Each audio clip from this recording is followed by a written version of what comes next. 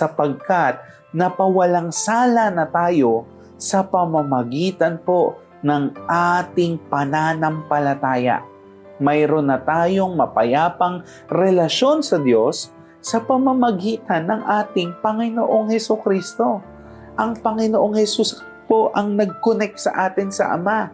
At dahil doon sa ginawa ni Jesus sa cross, napawalang sala na po tayo. Praise the Lord. At dahil po doon, nakonect na tayo sa Panginoon. And in verse 2, sa pamamagitan ng pagsampalataya, take note of the word, sampalataya. Kanino? Kay Hesukristo. Ay tinamasa na raw natin ang kagandahang loob ng Diyos. At tayo'y nagagalak dahil sa pag-asang tayo'y makakabahagi sa kanyang kaluwalhatian. Praise the Lord.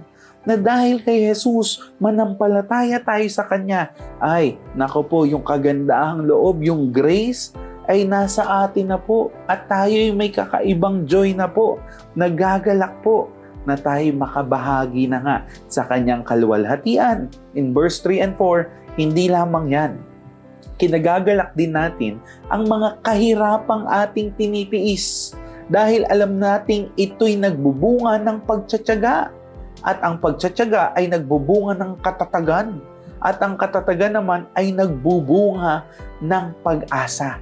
So, ano bang mga pagsubok dito sa mundo?